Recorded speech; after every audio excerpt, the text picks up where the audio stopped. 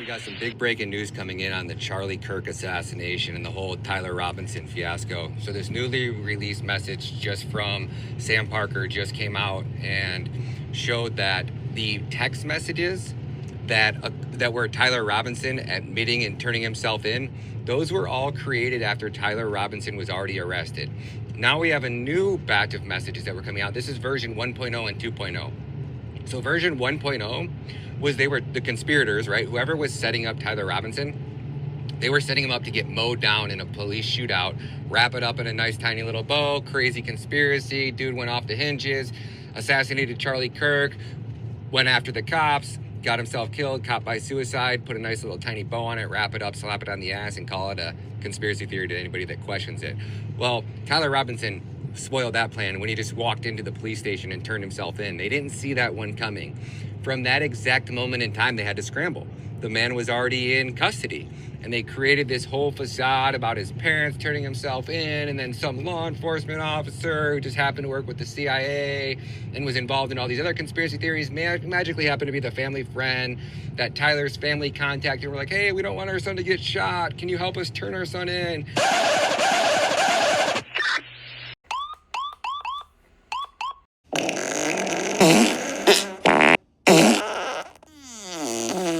What's up, folks, and welcome to another episode of the Shots Fired podcast with DP. I'm your host, Jay Simino, aka Despop, and today is April 2026.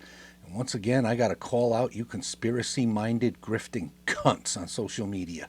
What the ever-loving fuck. Did you notice how Captain Faggotron here, Ryan Matta, shows the quickest glimpses of screenshots of some other grifting douchebag's posts? But did you catch what he had written? We now have absolute proof Tyler Robinson was framed for the Charlie Kirk assassination. They were planning on setting up Tyler Robinson to die in a police shootout. Just scrolls through it quickly, though, and he's trying to give himself some sort of credibility by pointing to some other fucking homo's post. So much is being spewed about the Dom Lucre grift, but this is 10 times worse to me. Well, I paused and blew up those posts and even went as far as going to the other homo's page and read his entire post. Here's what it says. Oh my gosh, the original plan was for Tyler Robinson to be killed in a shootout, just as we've suspected. Follow closely because it's a little confusing. Yeah, no shit, how convenient. In the newly released text messages, which trace back to first being divulged to the FBI by Lance Twiggs at 1 a.m. September 12th, the same nighttime that Tyler turned himself in, Tyler allegedly states he's going to call the cops to a certain location to go out on my own terms. I have no intention of being drugged through the courts. These messages were meant to be the paper trail for the shootout that the conspirators had planned for him. Are you serious? Where's that fucking proof? But that's not what Tyler did. He didn't call the cops and go out on his own terms. Fate, God, a family member. Yes, a family member, douchebag. Stick to that. Something or somebody intervened and he didn't follow whatever the original plan was, right? Because the original plan wasn't by him, and what he's clearly expressing to his fucking man-girl fucking lover, including the note he left under his fucking keyboard, admitting to the whole thing. He turned himself in instead, running the shootout plan the co-conspirators had prearranged for their patsy. That's why the text messages in the indictment from September 16th say that I'm gonna turn myself in willingly. These messages were the adjustment made in the aftermath of Tyler turning himself in on the evening of the 11th, ruining the plan. The messages were actually version 2.0, except the fucking problem with that is they're all timestamped, douchebag. The defense would be bringing this out, that the messages are timestamped, right?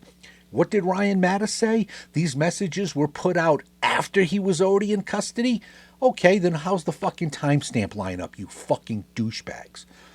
It continues, but when Twiggs shared the text messages from the original plan on what was essentially also the evening of the 11th, the conspirators hadn't yet had time to react to Tyler going off the script. All Lance had that moment was the version 1.0, so that's what he shared, and that's what made it into the FBI file. By September 16th, the conspirators had time to react, and they forged new fake text messages, Tyler saying he was going to turn himself in because that's what Tyler ended up doing.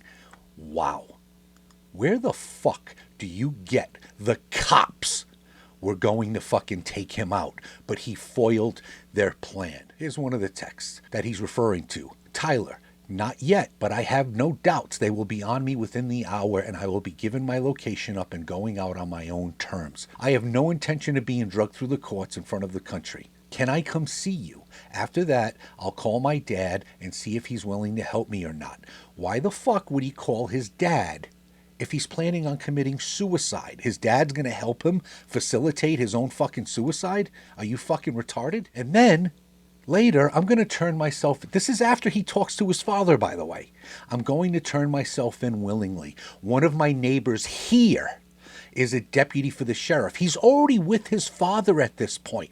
Here, he says, one of my neighbors here. His father and the neighbor fucking talked him out of it. How the fuck do you get police were planning on killing him, and yet you're not sharing the timestamps of these fucking texts to prove they were fucking made after he was already in custody? If somehow what you get from that is the police had planned to frame Tyler Robinson and take him out, but he foiled their plot, congratulations. You're a fucking cunt. How retarded do you have to be to get that from this? In one post, he says he's going to go out on his own terms. He doesn't say what those terms are. The next, he says he's going to turn himself into police. Maybe turning himself into police were his own terms. Or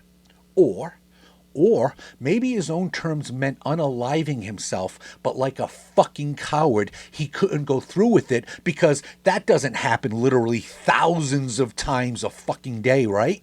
Maybe his dad talked him out of it. From that, you get the cops were in on it the whole time, but somehow lost him. Right? These geniuses lost him. That doesn't explain how they went all in on the first pedo they nabbed. Remember? Why did they go all in on him?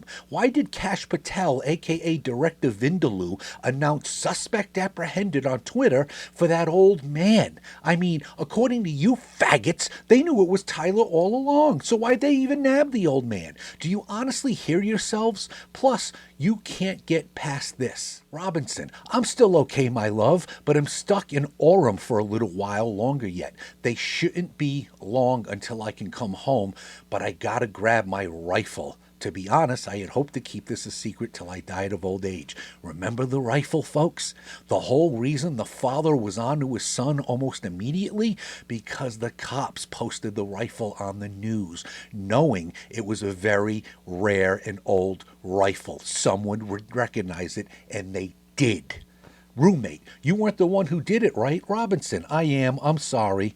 Roommate, I thought they caught the person. Here we go. No, they grabbed some crazy old dude, then interrogated someone in similar clothing. I had planned to grab my rifle from the drop point shortly after, but most of that side of town got locked down. It's quiet, almost enough to get out, but there's still a vehicle lingering. Why? Why did I do it? Yeah, I had enough of his hatred. Some hate can't be negotiated out. You know why he did it? Because his lover was a fucking dude dressed as a woman. He was doing it for the lover.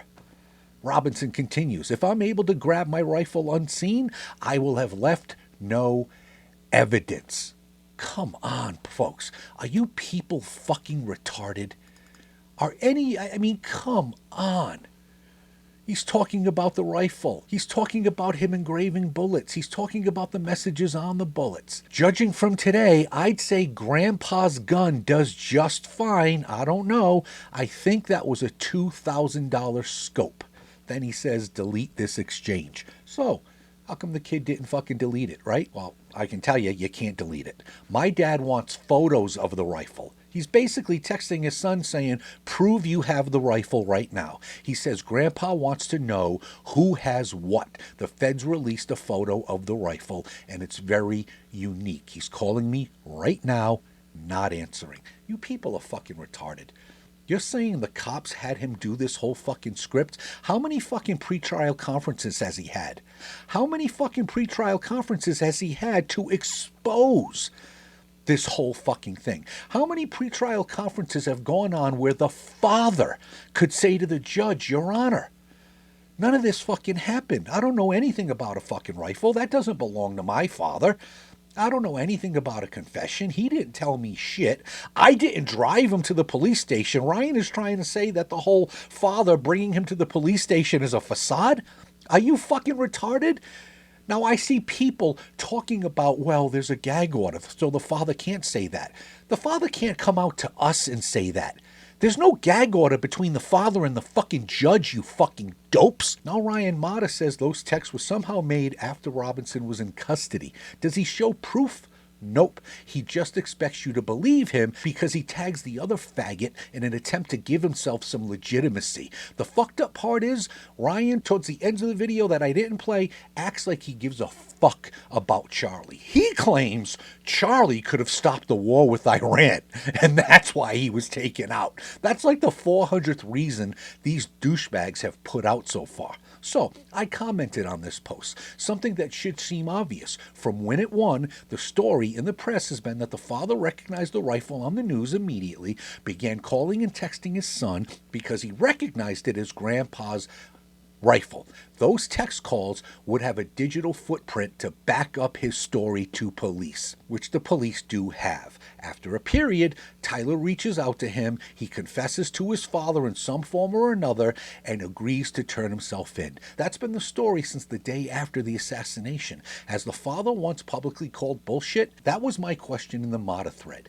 Immediately, excuse after excuse from low-life cunts started coming my way. He's under a gag order. This is his son we're talking about. And the gag order doesn't apply to him and the judge. He can say it to the judge right now in any one of the several pretrial hearings or conferences. Obviously, you cunts don't know anything about trial. I, on the other hand, have sat for too many trials to count. I know procedure inside and out. Well, he's trying to save his son's life and he's safer inside. This one is fucking hilarious. Every one of you conspiracy-minded homos thinks the government killed Epstein in prison. You think law enforcement wants Robinson dead so he's safer in the custody of, wait for it, law enforcement? Does that make any fucking sense? Especially if you're all correct about the Jews, and Epstein. He's definitely not safer inside, you fucking morons. You spin yourselves into the most outrageous story, so nonsensical. This bozo telling me that this conversation is too high IQ for me, but then says he's the father of two. Father of two. But the funniest argument is snipers say it's impossible. How many snipers you know aren't straight up fucking tapped in the head? How many snipers do you know that are actual medical examiners or forensic pathologists? Funny how you're not quoting members of that profession, you fucking idiots. You don't even know what kind of round was used. And I'm not talking about the caliber, what type of round. See, you don't know shit about fuck. And honestly, fuck you all. You're all straight up fucking retarded. We are completely fucked as a country with you people as voters. You know life is cruel when Charlie Kirk is no longer with us, but Ryan Matta is drawing oxygen. You know the world isn't fair when Charlie Kirk is no longer with us, but Ryan's followers still have a fucking pulse. I would trade Charlie for every fucking one of you in an instant. I would trade Charlie for every one of you and your entire fucking bloodlines in an instant. I want you all Thanos snapped out of existence immediately. Oh, and Candace Owens is a two-bit whore. I'm from Rhode Island, and her reputation on the URI campus from back in the day even made it to these ears. Very small state. She's just pissed that Charlie didn't choose her, and now she's married to a closeted gay man. Facts. So while you fuckers rejoice and Dom Lucre getting teabagged for all his bullshit, you could see him coming from a mile away. This is the grift that is 10 times worse, because Dom Lucre's grift brought harm to no one. This grift destroys people's fucking minds. This grift from Ryan Matta is much worse and much stronger. No fucking evidence, but he says it anyway. End of rant. And if you can bear with me for a few more moments, it's time for the final call. On this date, April 13th in 2011, Patrolman Jonathan Richard Schmidt of the Truman PD in Arkansas was shot and killed at approximately 11:30 p.m. as he and a sergeant made a traffic stop on Pine Avenue near Cottonwood Manor. The officer stopped a vehicle occupied by 3 individuals for operating without insurance. The officers removed the driver and placed him under arrest on a failure to appear warrant.